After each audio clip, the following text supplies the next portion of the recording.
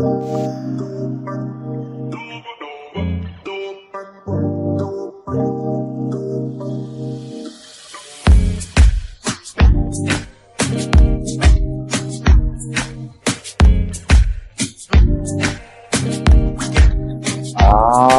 right, here we go. Seattle Sports Weekly. I'm Mara here, and yeah, whew, glad to be back and all the good stuff and everything else that comes with a sportscast. And glad to have you all podcasting. Glad to have you all. The holiday season is upon us. So my question would be, did you fall for the okey doke? What I call the okey doke is, you got to go 50% here, right? So don't go for the full 100%. I mean, you can't go 0 for 2. You can go 1 for 1. And that is Thanksgiving, 1. And then there's also all the holiday sales and the 50% and 70% and all those things. So which one did you fall for? Me, I went batting 500. The turkey, yeah, the pies, the ice cream, the stuffing, I was all over that. And then I lost it. I mean, I absolutely lost it. I went hog wild, turkey wild, if you will, and enjoyed myself and some time with family and some friends. So that was good. And I did stay away from all of the holiday sales and all that. And yeah, I just didn't buy into the whole. I was tempted. I went to Amazon. I went to a bunch of different online outlets and even had a couple of things in the cart. That's how close I was to falling for the double okie doke, but I didn't. I did not.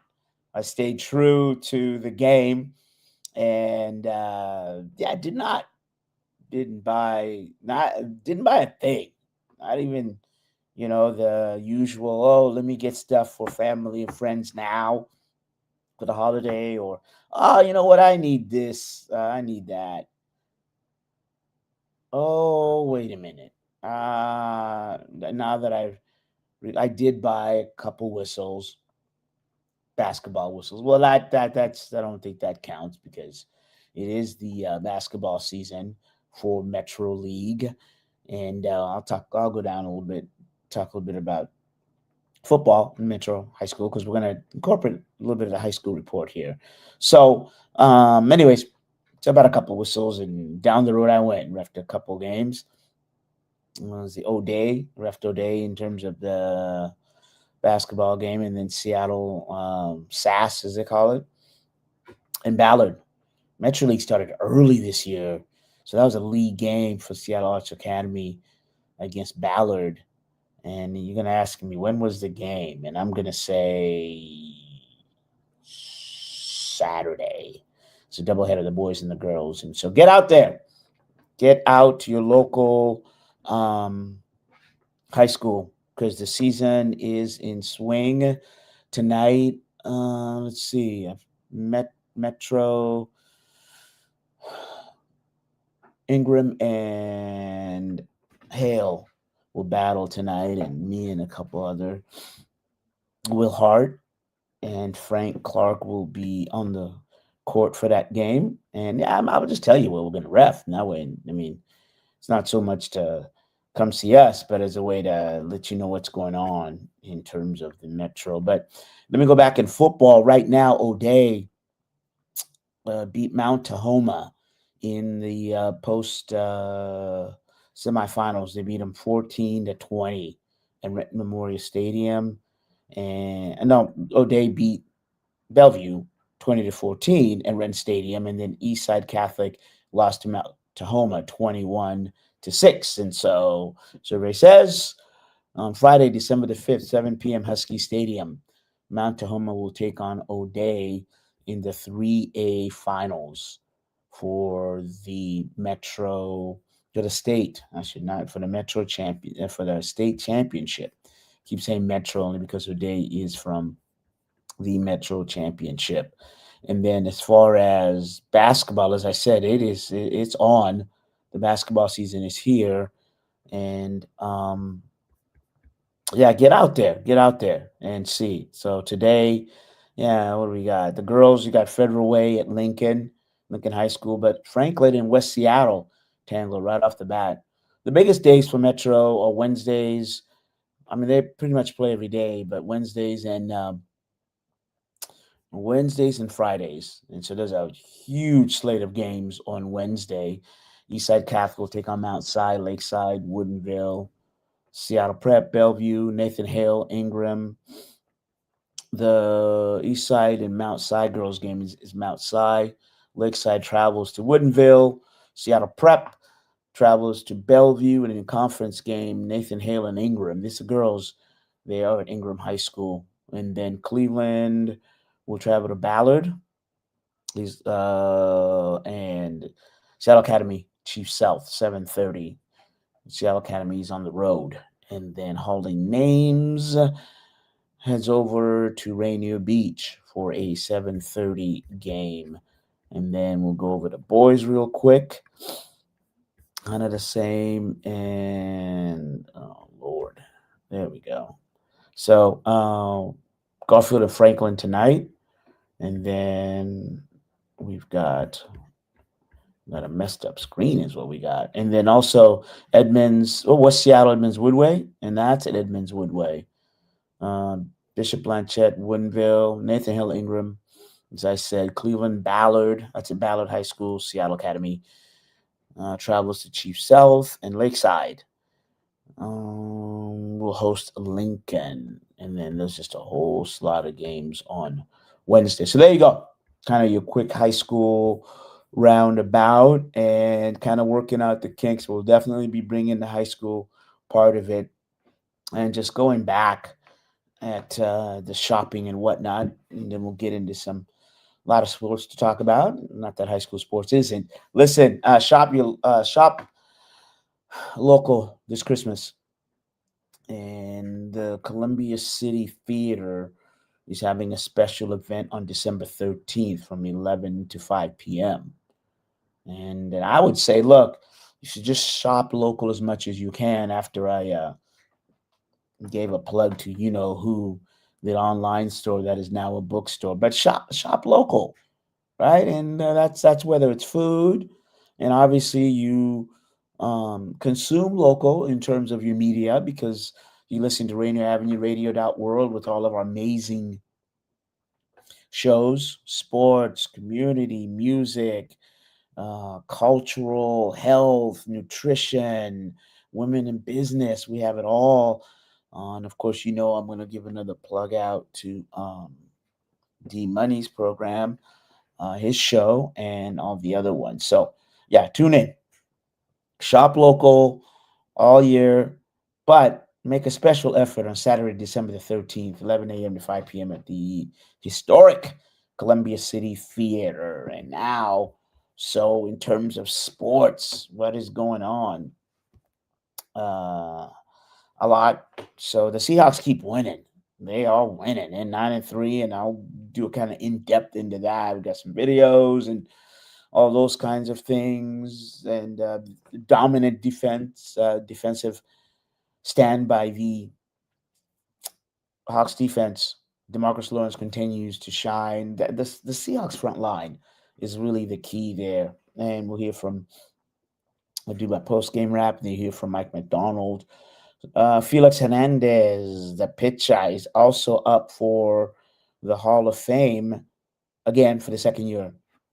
So he needs 73 to get inducted into the Hall of Fame, 70% of the votes, but he received 20% last year, which means that he stays in the running. And so, yeah, the hope is that he will gain momentum and join fellow Ichiro Suzuki, as you know, Ken Griffey Jr., and also Edgar Martinez. So, yeah, you need 75%. So there is a lot. I think it'd be interesting to see the swell here because I mean, much can be said, and they should be, that Fernan- Hernandez was actually one of the most dominant pitchers of his era. I mean, this guy absolutely accomplished, and some of the records that he set. And there's a big reason why many believe that you know he's got a chance at this. Absolutely has a chance at this. And if he kind of, I mean, um, from 2009 to 2015, in the 7 year stretch, he was named American League All Star 6 times. The 1 year he wasn't was 2010 when he won the Cy Young Award, and this is across baseball. So he is just a dominant pitcher, and it'll be interesting to see King Felix, if you will, and he was known for going 8 or more innings 16 times out of his 34 starts in 2010. He had a banner year, but only yeah. So we'll keep an eye on that. And then the Sounders, we missed the show. We missed the show, but we had other pressing duties, if you will. The Sounders held their end of the season, if you will, uh, press conference. And my whole take on the Sounders, and it's interesting. We're gonna go back and kind of uh, show that report, and that interesting enough, the Sounders start their season February the 22nd. Like, no, that's not preseason. That is exactly when the Major League Soccer season starts. Their first regular season game is on February the 22nd. They will open 6 p.m. as they host the Colorado Rapids. I'm sorry, excuse me. What is the date today? Yeah, December. So the MLS season is the shortest. I mean, it's the long off season, the shortest, long season, the longest. And then you might have heard maybe relay that in next year, 2027, the Sounders will not play in this winter schedule. They will go back to what everybody else does. That is the FIFA, the soccer, their schedule. They'll do a summer and end early. And so that'll be a interesting switch there because as I said, the MLS schedule goes from February until last game, regular season game for the Sounders would be November 7th. That just gives you a whole lot of, I mean, you're talking 1, 2, 3, 4, 5, 6, 7, 8, 9 calendar months that they're playing. So, and let's go to here's my thought on what the. I mean, I'll be honest. I thought the Sounders, they doubled down on their roster. I think they just need to spend more. I mean, I get that they kept their core players that they believe, but I'm not so sure that the Sounders are playing to be the number one team in Major League Soccer. I get, they're fifth, and they stay number four. I just don't see this. They're fine with being the fifth best team, the fourth best team, making a playoff run and maybe getting into the MLS championships. Now, look, Cup, if you will. Now, we're talking about the most, the winningest team in the modern era, if you will, since they've joined the MLS. The Sounders are, and they've won. We know that. But my question is, are you keeping up? The talent gulf between Inter Miami, Vancouver, and Seattle Sounders and LAFC, I think, is bigger than what the standings show. And it continues. So the Sounders do this thing where they're like, you know what? We're going to stay with Pedro de la Vega. But Pedro, yes, a very good player, but he was injured. I'm not blaming the player.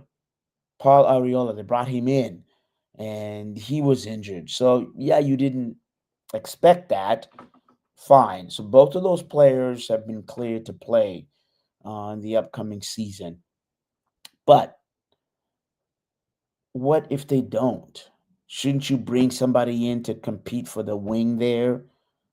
And I'm not all that sold in terms of Jordan Morris and Danny Musovsky. I get it. Jordan Morris scored 13 goals. Danny Musovsky is his best season of the year, of his career. And the Sounders scored more goals last season than any in the last 4 years. That's great, but is that going to be enough for the upcoming season? I just don't think it is. And that is why my kind of, with the Sounders going, I think you have to continue to play. You have to continue to go out there and improve. And you have to have a competitive mindset in terms of your roster. Does that mean that players have to be on an eggshell? No, I don't think so. But you have to build a competitive roster that continues. Players feel secure, but it's competition is highest level. The current roster, I mean, they kept Andrew Thomas. That made sense. Yamar Gomez, Cody Baker, Stuart Hawkins, Kim Keehee, Kalani. Excuse me there. Kalani, Kasarianzi. Fine. And Nuhu, world-class player. Jackson Reagan, Alex Rodan. I think you're solid there. Midfielders, I talked about Ariola, Reed Baker Whiting. This is the year for him. Snyder Brunel, can he take that next level? Pedro de la Vega. And I talked about there. Danny Leyva, again, good, but great. I don't know. George Manungu, he's getting some play in international call-ups. Good player, fast, speed, evolved a little bit. Christian Rodan is playing at a world-class level, and he's on the U.S. men's team roster right now. And then, of course, from there, I mean, Albert Rusnak, absolutely top-tier player, and Obed Vargas, again, just one of the brightest young players in not only MLS, but in the game today. He finally got a call up for the Mexican national team. All right, and then your forwards, Salazar de la Rosario, Jesus Ferrara, Jordan Morris, Danny Musovsky. Okay. Doesn't move the needle for me. If you're trying to, let's say, win the Community Shield. The Community Shield is the number one, are you the best team? This roster is good enough, again, to get you to compete for number 4, number 5, number 3. I don't think this is a roster that gets you to compete for being the best team in Major League Soccer. And that's kind of my take on the Seattle Sounders. Thank you. Is they're playing, right? You got DPs there. They got players to compete. But I don't think they have the players to win the number one team, to run the table, be the best, set records on both ends of the pitch, not only on offense, but on defense. So that is my take there. All right. And then in terms of I switch now to the Seattle Seahawks again, who just cannot stop winning. And, I should say it was kind of close. It was a very close game with the Minnesota Vikings. So we got the time. So D-Money, if we can play the first video there of me with the hat talking about the Seattle Sounders dominant 26 win over the Minnesota Vikings. A dominant display by the Seattle Seahawks defense carries them to a 26-0 win over the Minnesota Vikings. Like I said, just playing together, playing our style of football, and going out there competing each and every down, and it was fun. One of the things that Coach talks about is ball finds energy. Can you define that and how that played out today? Yeah, most definitely. They always say they come in bunches. Once one comes out, then another one, and just everybody getting to the ball and doing their job, and that's how that happens. And then on your interception, you kind of bobbled it. How much concentration does it take to keep hang under that? Yeah, definitely. It takes a lot. Shout out Coach Frazier. We work distraction drills with the DBs after practice every day, and I could definitely give him a shout out on that. It helps. Last one, Ernest Jones. He didn't play last game. He comes back. What does he do for this defense? A baller, man. Leader. We need him each and every week. We appreciate him. He's been a great player to this team and leader ever since he got here, so we appreciate him, man. The defense balled out today, man. You know, just making turnovers and scoring points and just creating chaos for Minnesota today. How important is it on offense to realize that you don't win the game in the first quarter or the second quarter, but you win in the fourth quarter? I feel like something Mike preached to us like week in and week out. It's just softening the process, you know, just being able to run the ball, you know, consistently throughout the game. And when the fourth quarter comes, like, you got to take advantage of those opportunities. A lot is said about the Vikings defense. What was it that they were doing? Because they bring a lot of rushers. What were they doing? They moved a lot. They play a lot of different defenses. You know, kudos to them. They did a great job at times, you know, stopping the run, but, you know, just stopping the process, you know, each and every play, just trying to take advantage of our opportunities. And Sam's ability just to keep calm and persevere. Can you talk about that, his decision-making today? He had a lot of poise in the pocket. Sometimes it wasn't clean, but, you know, he made the best out of every situation. He put us in a position of success. Basically, just riding to the ball, rushing coverage, working together. That's what all us together, and it was the best corner in the league. And then Ernest Jones, right? He sat out last game. What does he bring to this defense as a leader? I mean, he's the mighty backer for a reason. He's a leader. He's a great guy. He keeps us together, and that's what we like about him. And then your offense, they were patient. They were patient with you guys helping, and then in the end, they broke through. How important is that for the offense just to be patient? You know, the offense will do their thing. You know, they may have some ups and downs, but, you know, we all in it together. That's all that matters. We got their back no matter what. It's like we talk about what's fun and what's not fun. What's fun is going to work and having great days with the guys you work with and trying to achieve a goal together. What do you know? This guy, talk about really tough football players. Ty's one of those guys. There's a couple things that we did to get him ready to play, medically speaking, and he just got ready to play. It didn't take a lot of reps throughout the week, so mentally was ready to go and play good. And if D-Bell was the guy to go in, we felt great about it as well, but felt like Ty deserved the chance to go start, which is the standard of how we want to play. And he's right there leading them with the rest of the crew, you know.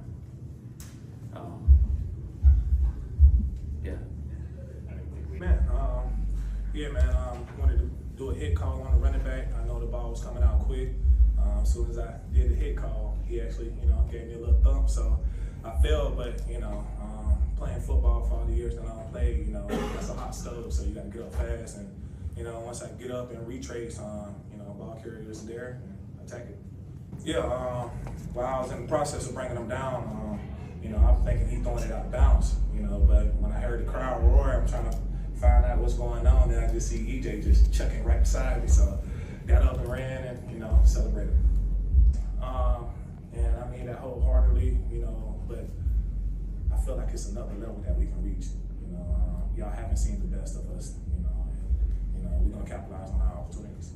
You guys, it's all about, man, these stats. Once football is over, not too many people are gonna remember the football player, man. I want everybody to remember the person. I want everybody to know, man, I love each and every guy that's in that locker room. I'll put my life on the line for them, and that's no exaggeration. So that meant everything to me. I'll take that with me forever. I was telling him it's been rough for me, man. It's been tough. And the release that I get is, being around these guys and playing football. But, I told the guys that I feel like I've been missing something. I wear this cross around my neck, but I haven't really, been living like it. So for me, I think, I took this time this week and just, gave my life back to my Lord and Jesus Savior, Jesus Christ. Got back on my knees, started praying, and, what he did for me out there on the football is it comes from that. But I think the biggest thing for me is like I got that piece that I was missing, and it's gonna help me. Mark is holding, getting ready to bring it to the ground, and when you catch these interceptions, everything kind of slows down. So I'm thinking, there's no way he's about to throw this. And he let it go. And then I catch it, and then I'm like, there's nobody in front of me. So I immediately started running.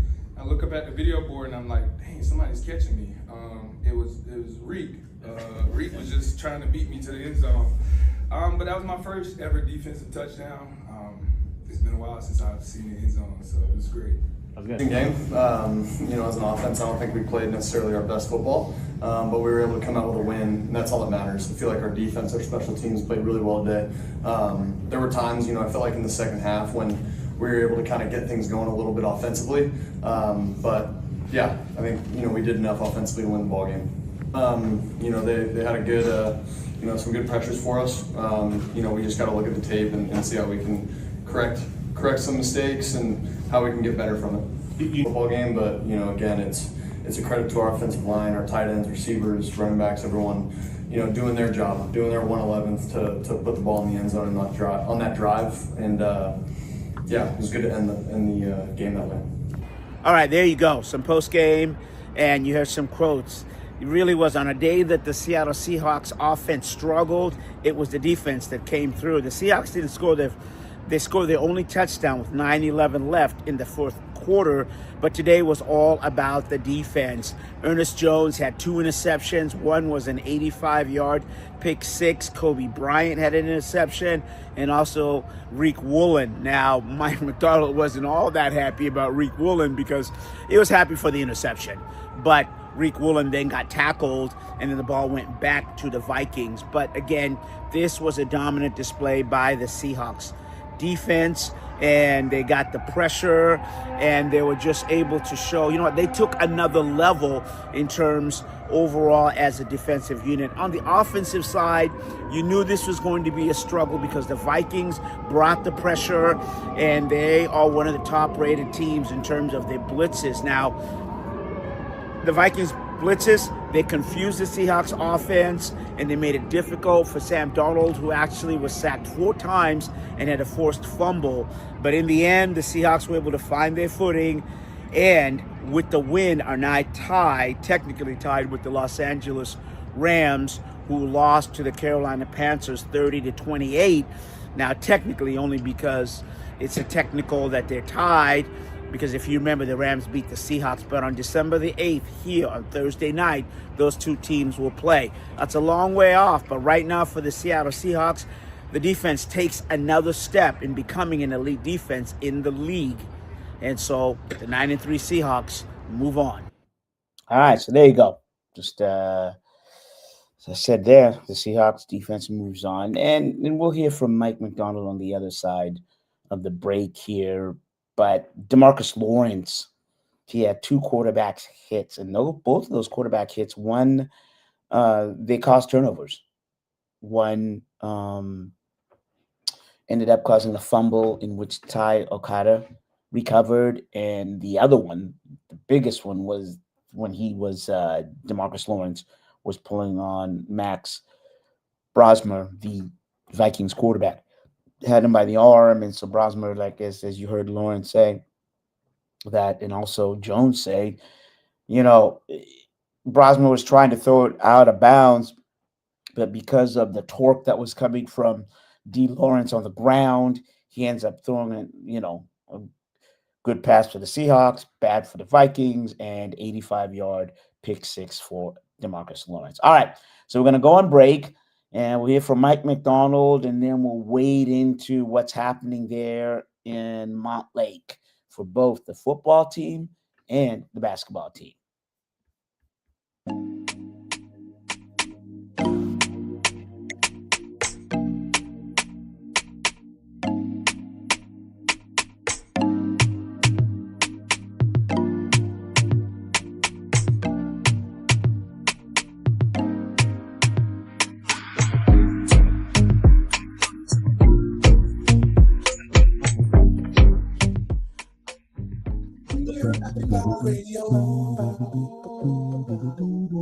Your community radio station will provide you with more information. Bring your Happy Hour Radio. This winter, I don't want illness to get in the way of my holiday plan. That's why I got my annual flu and COVID shot. Everyone ages 6 months and older and get the flu and COVID shot each year. They make it less likely you'll get sick, and even if you do get infected, you won't get as sick. Free vaccines are available even if you don't have health insurance. For more information, visit kingcounty.gov/find a clinic. That's kingcounty.gov/find a clinic.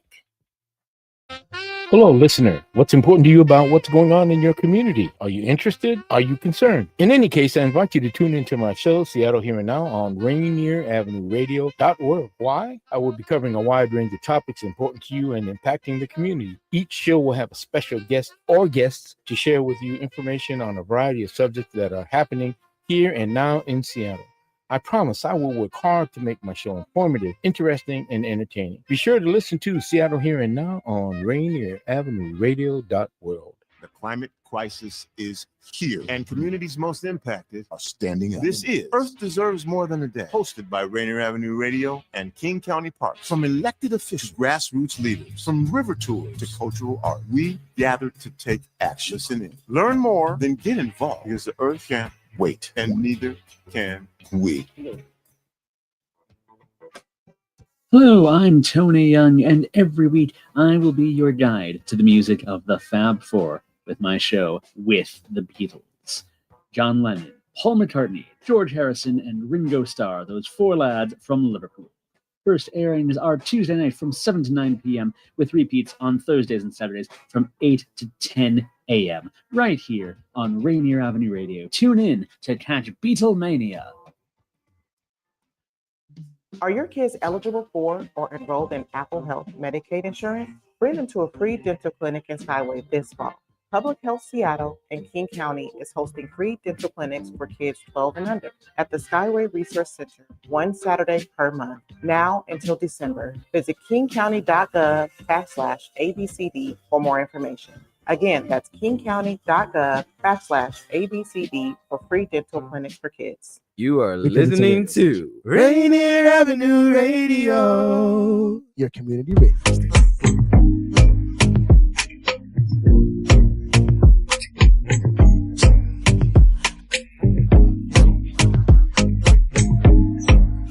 All right, we are back for the second half.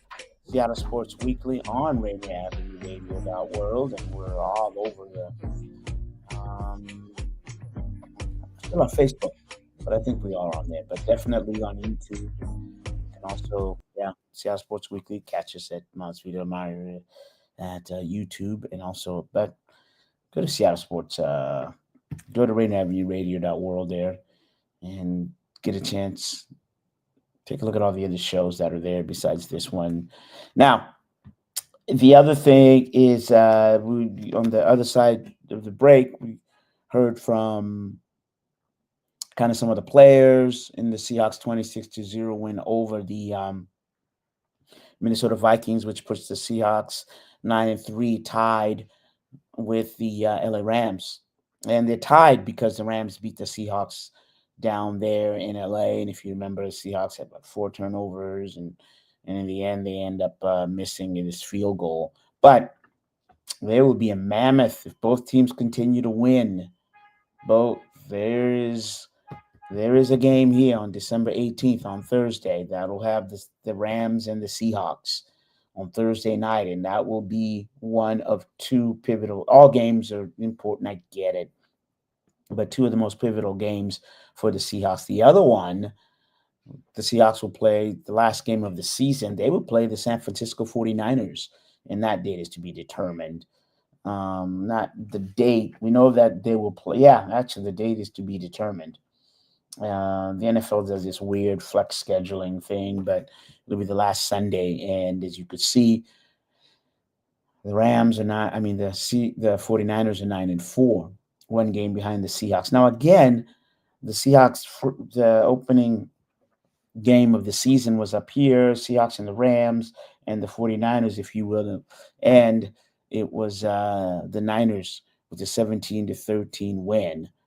So Seahawks have to win one of those 2 games between the Rams and the Cardinals. I think if you beat the Rams, then I think you're in better position, and I think you have a better chance because you're here, whatnot. Trying to beat the 49ers down in Levi Stadium when you beat them last year is a tall task, but who knows? The most interesting thing is if the Seahawks win outright. But they're at Atlanta. They host Indianapolis. As I said, the Rams come here, and then they're at Carolina, and then so the last 2 games of the season are away at Carolina and at San Francisco.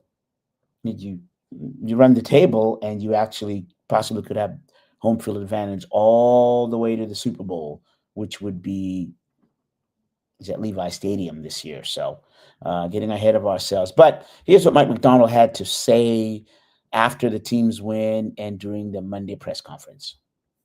Well, he's definitely been an asset for us. He's playing physical. He's playing decisive. He's getting us to the right targets. He's playing. Mike's talking about he's doing a lot of good things. As you know, it has to be. It's a cohesive effort. The run game, everyone's got to be on the same page, and it starts with him. So he's definitely a driving force behind while we're playing. Mike, on your second half offensive adjustments, you can't say specifically, but what did you think of that? Because you had 4 sacks in the first half, and then what was that? Talking about the second half adjustments for the staff. For the offense, I'm sorry. Yeah. Yeah. I mean, we look. They can get to a lot of different things, and it's a tribute to them and how they're built. But you can't do everything every game. So once we did a good job of understanding of some of the matches that they're doing and some of the fronts that they're building out of some of those personnel groups, we could get to some better answers. And so that's a tribute to our guys for being on top of it. That's really a function of just understanding what they were doing and what our counterpunch would have been. So that's what happened. As much as Stephanie probably doesn't feel it, but Tuesday family night is pretty great. We got a bunch of the staff's kids are here in town, or in the building, excuse me, and we set up the indoor here, so they're all running around. So Jack's walking now, so he's chasing something. I'm not sure what, but that's pretty cool to see him out here. That's a highlight. It really is like it's fun to see it come together. There's these benchmarks throughout the week that you want to see how the guys are taking into the game plan and what our mentality is. It changes varies from week to week, but you really do. I think you really do enjoy the process of seeing a plan come together and seeing how working with everybody to kind of put our best foot forward going into the game. How good was DeMarcus Lawrence's game in those couple of plays when you looked at it? Yeah, as advertised, just a lot of great things, but make 2 plays like that really probably won us the game. If we don't create that 4th down stop, we're looking at a 13-point swing. So would have been a whole new different ball game if he hadn't done the things he's done. Well, attribute to them. Good design on the front end. Could have some better execution in those moments. Kind of everything. Just a little bit better execution, identifying the front. When they did repeat a couple of those pressures, we executed at a high level, and we got a couple good plays, which is good. You just want to be able to do that on the front end. So things we're going to learn from and play a little bit more decisively earlier in games, but a combination of good design and we just got to play a little bit better on our end. And it starts with the offensive line making the right calls, starts with then the quarterback being decisive on what to do with the ball, and we'll move on from there. Well, without giving into all the details, we operate. We have our own way of operating on how we handle our protections here. Some of it is by design, where we're not trying to pick up absolutely everything. We want to follow our rules so we can go play fast. Sometimes we do have to throw the ball before the rusher gets there, and this is the way you live. The trade-off is you're not staying up to 0 dark 30 every night trying to identify every rusher known to mankind, and if you're wrong, you're absolutely dead in the water, which some people live that way, and to me that's a really expensive way to live. So we got a great protection system. We've done a great job protecting Sam. Minnesota had a couple great plays, and we got to learn from them and keep it moving. That's a line, Mike. That because of how well Lawrence and Murphy and Williams are playing, did that change you midstream on how you pass rushed midseason? Maybe you're doing things you didn't plan on doing until you saw what they were doing. Specifically, blitzing less because Yeah. of how effective they were. Well, I think when AD and I came together on how we want to build our front and rush and coverage mechanics, we're on our way to going towards that vision of what AD did so well in Dallas and how we just want our defense to work, where it's kind of everybody at the point of attack, guys moving around, playing off one another, all those things that we're trying to create. I think we're doing it at a high level. For a lot of plays, there's always plays where you are saying, "Oh shoot, we should have." It's kind of the cost of doing business on that front. If you're going to let guys, play off, not necessarily call every single movement you have. So there's going to be some times where you're going to want some more, but you're also going to get some great things as well. So in terms of us not pressuring as much, I'd say the effectiveness of our 4-man rush probably does drive our blitz percentage numbers, but it's not like I'm thinking about that on a play-to-play basis. You're really just thinking about what's going to give us the best chance to win that particular situation. Yeah, well, the way that the game declared, we didn't need him to drop back and chuck it around the yard 40 times. So we knew we needed to stick with our plan, to kind of ground it out there in the second half, and we executed that. And I thought we played way better in the second half to help us win the game. One thing I can say about Leo is it's the amount that he sets his teammates up for success is understated. Like there's so many plays where he's setting somebody else up, whether he's getting doubled in the pass rush or he's running a stunt to free somebody else up, or in the run game, he's making the ball go a certain direction. I mean, there's at least a dozen plays every game where, not a lot of people in the world can make those type of plays. So he deserves that recognition. Byron's game is growing. It's on the way. Leo right now, we're probably putting him in more like position flexibility than we are with Murph. Not that Murph can't do it. It's just Leo just is showing the ability. He's just had more experience and can move him around a little bit more than we do with Murph. But Murph's on his way. He's doing a lot of great things. Teammate. All right, so you heard enough Mike McDonald. I think that's enough. I mean, we'll just have to break it down some other time. But you can just hear the intentionality with which the Seahawks defense was created, and Mike's looks at it as a program, right? And all 52 players you've seen, all 53, all 72 players as they talk about that. But we're going to shift here before we run out of time.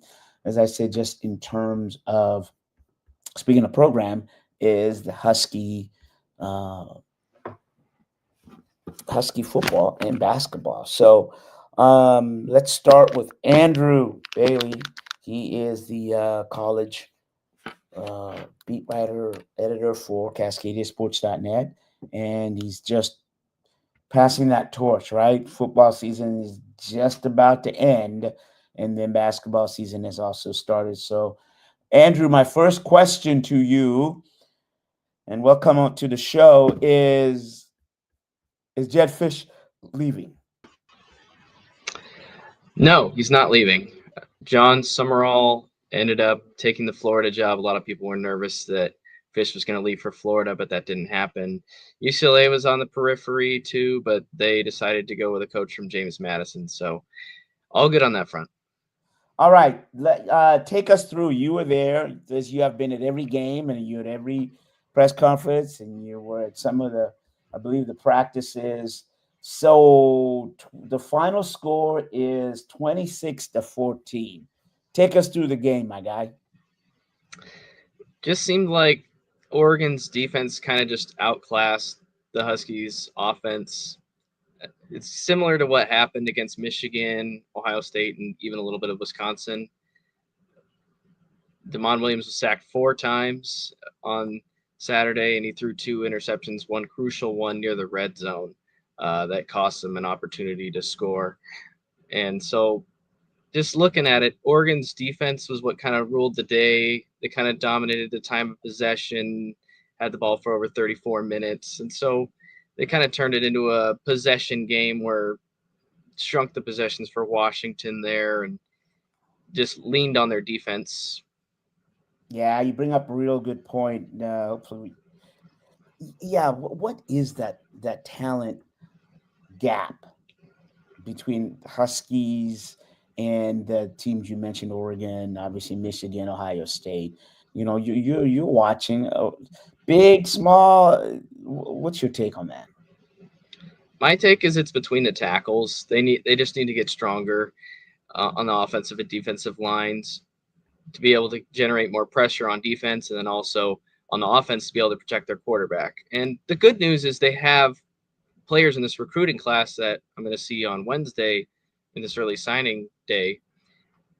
They're addressing that issue. They have two really good offensive linemen coming in. First and foremost, Cody Green, 5-star recruit that they flipped from Oregon to Washington. That's a big one. And then Dominic Harris, who's another big offensive lineman. So that's good on the offensive side of things. And then you flip it over to the defense.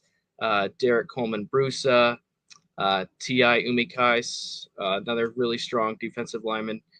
And so they're building back those trenches. And it's just, I think getting those pieces is what's going to be key to taking that next step. And then also they're kind of filling in some gaps around that too. They're going to add Mason James, 4-star receiver out of Oklahoma. And then they're going to add Brian Bonner, a 4-star running back out of California. So they're getting more pieces to make this team stronger. And they're going to bring back a lot of this young talent that they've been developing this year. And I think it's just going to be really fun to watch in 2026. And leading obviously, the leader, the tip of the spear is Damon Williams. What would his overall game, what's your assessment how the season has gone for him? Well, we saw what Damon Williams can do against the teams that the Huskies are supposed to beat. He did really well against those teams, but it just seemed like every time he gets up against a really tough defensive front, whether it was Ohio State, Michigan, Wisconsin, Oregon, he just seemed to have a tougher time in those games. This last game against Oregon, he goes 15 for 30, throws for 129 yards, 2 touchdowns, which were good, but the 2 interceptions, the big one, the one at Oregon's 21, as I said before, cost them some points there. Yeah, so Jonah, you talked a little bit about this. Jonah Coleman is gone. Adam Muhammad, read your article on CascadingSports.net. Nice job about the young guys, by the way. But Adam Muhammad, what do you gave him raving reviews, so I'll give you a chance to say the same one. I feel like he's finally, getting his shot. He hasn't really had that chance. He's been behind Coleman. I think he's wanted to get more opportunities, more reps, and he's taken advantage of those the last few weeks. He's been the lead rusher back-to-back weeks, had over 100 yards rushing, had 105 yards against Oregon. And so that's a good sign. I think it's a good indicator. And again, he's only a sophomore. So now that Coleman's gone, he's going to be the main guy. He's the guy. So that is. Go ahead. I'm sorry. Go ahead. that is a good indicator of what's to come for him. And I think he's just only going to keep growing and building off of that. And he's really learned a lot from Jonah Coleman. They're really good friends, and they work really hard to weight room together. And so I think it's just been good to just kind of see his development, to kind of just learn from Coleman, and then kind of he's starting to take that next step to really become the leader of that running back room. Yeah, a big jump in terms of his, like you said, the opportunities. Last year he had 42 attempts, 193 yards. This year jumps up to 90 and 412 yards, averaging 4.6, and he had 5 touchdowns. So from Glendale, Arizona, I got to think that Fish kind of knew who he was somewhere along the way, right?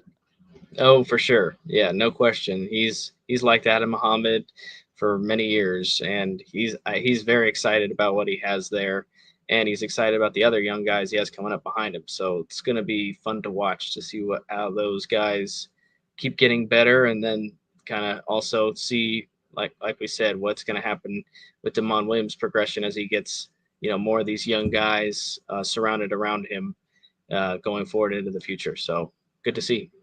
Where's your biggest concern? My biggest concern with the Huskies is, can they learn how to win these big games? Because it just seems every time they get into these situations, they have a chance. I mean, they're within striking distance again there against Oregon. They get a touchdown to bring them within 5, and then they have a 3rd and 9, a big pivotal play. If they can get off the field there, they have a chance to maybe go down the field and score and potentially win the football game. And they just haven't been able to make that play when they've needed to. And as Fish said, that comes back to coaching, and they need to do a better job of coaching in those situations. And some of it's also talent, but also coaching. They got to find ways when they have those opportunities to make the most of those opportunities. All right, I'm sneaking here. So 2026 schedule. It looks like they've got the Cougars September 5th. Wow. And then they've got Utah, then Eastern Washington, September 19th, and then just home games, Big Ten, Indiana, Iowa, Minnesota, Penn State. So that's favorable, right? You're right. But you're on the road. Michigan State. Okay, I know it's way too early, but that's what we like to do, right? So they've got Oregon, Purdue, and USC. That's a pretty favorable schedule, wouldn't you say? Yeah. The fortunate thing, and I think Dan Rayleigh was telling me this, that they don't play Ohio State and Michigan for a long time. So unless they have to face them in the Big Ten title game, if it came to that, but they don't have to face some of those bigger names. They do have to still face Oregon on the road. I think that's just basically because of a rivalry that they have to face them each year. But still, I mean, favorable schedule, not too bad. Yeah, Huskies won't play Oregon. I mean, they won't play 2028. They will return. That's when they. Oh wow, that's a bruising schedule. That they'll be on the road at Ohio State, and then they will host Michigan. So 2028 is when those two schools, which we're assuming will obviously continue to be top echelon college football, but you never know. I mean, going back to next year in Nebraska, you just don't know. All right, I had a couple other questions I want to ask you. I will ask you what Lane Kiffin, LSU. What's your take? This is just one of the awful things right now about college sports. They just need to fix this schedule, and they need to fix the way and time in which guys can leave schools and stay at schools, because it just doesn't make sense. I mean, in the NFL, I don't think an NFL coach can just leave. Like Mike McDonald can say, oh, I want to go leave, and I'm going to now coach the Rams, or I'm going to go coach the Arizona Cardinals. You can't do that. But in college, I guess you can try. You can go from Ole Miss and then go to another SEC school in LSU. After having an 11-1 year, this doesn't make sense. You had a great season. Don't you want to finish? Like, you really just leaving for the money, or what are we doing here? Well, a couple things. This might take up a little bit of our basketball coverage, but I agree in terms of some things need to be fixed here. Lane Kiffin, how long was he? 6 years? Was he at Ole Miss? That's fine. I agree with you in terms of the timing, but they wouldn't let him coach the last game. And that bears the question, is it fair for the school to say, hey, Ole Miss, you can't coach this game, right? I get the administration part, the business end, but what does it do to the kids, to your point? So those are some of the things. The root is that the money, the administration wanting to win, the coaches wanting to win. That hasn't changed, obviously, but those two have gotten away from the kids. Both of those entities have left behind who is the driving force in this, and that's why I think the NIL has helped somewhat. So, yeah, I don't blame him for leaving after I kind of read a couple of things and figured it out. I mean, but to your point, I agree in terms of the timing. It looks all right. Let's go to the basketball. Uh, what have you seen so far from the UW basketball? And then also they've got a tough week this week, correct? Yeah, it's going to be a tough week. They got to face UCLA on Wednesday, hoping to get Hannah Stein back for UCLA because that'd be a huge addition because UCLA is going to come in angry because they lost to Cal last week and they're expecting a very physical game. And the Huskies, they split the 2 games last week at the Acrisure Holiday Classic. They crushed Nevada, but then Colorado, they were kind of outclassed on the interior. They were out rebounded for the first time 42-33 against the Buffaloes. And that was really the first game that happened. And they just need to do a better job, according to Danny Sprinkle, of just being less selfish with the basketball. Because that first half against Colorado, they had just 2 assists on 9 made field goals. Second half was an improvement. They went, and he even said the first 10 minutes they played really good basketball, ended up tying the game after being down 17 at half. And they assisted on 9 of 14 field goals. So it's just they need to figure out more ways that they can move the ball and not, just be so focused on dribbling into the paint and trying to just drive it to the basket every time, because that was what they ran into. It was kind of a perfect trap that Colorado had set for them because they had really tall, lengthy bigs inside. And when the guards tried to drive it, it would just get stopped by those bigs when they try to get inside and get to the basket. So it's just he gave a lot of credit to Colorado because they just had a really good game plan for them. And then, just as I said, they need to do a better job of moving the ball, creating offense. Some of that's been hard for them, I know, because he also said that, with all the injuries, trying to create more creative offensive sets, it's been a bit of a challenge for them. So is it the guard play? Yeah, I get it's decision making. Is it that they lack the guard play, or they have the big men and they've been injured? A little bit of both. It's a little bit of both. It's a little bit of I think the injuries have really set them back as far as their timeline. Even he's kind of admitted to it a little bit that if they had their full complement of players, he feels like they could be further along and where they are as a team. But I would also say some of it is it's also guards having to play different roles. Zoom Diallo has had to play the 4 sometimes. Wesley Yates has had to play the 4 sometimes. So guys are having to play different positions. So they're not necessarily, leading or commanding the offense. They're having to take on different roles that they didn't anticipate that they had to because they're just playing smaller lineups. Okay. I think we're just about out of time. And good job, Andrew. So they also play USC, right? Don't forget the Trojans. Yep. It's a Pac-12 week, I guess, because they just play Colorado, then they play UCLA, USC. So kind of going back in time a little bit here.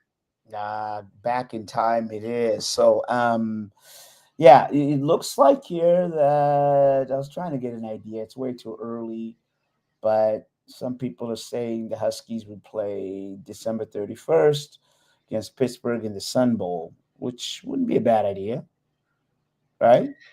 Yeah, it wouldn't be a bad idea. I think I heard LA Bowl is also a possibility on the 13th against maybe UNLV. And then the other one, I believe, was January 2nd in the Holiday Bowl against another ACC school. Wow. So a New Year's Day Bowl would be a big get for them. All right. Thanks, Andrew. Good job. Again, CascadiaSports.net. You can read all his stuff up there. And want to thank you, D-Money, for everything behind the scenes and pulling all the levers. Thank you all for watching and listening. I'm Osvita Mario. This is Seattle Sports.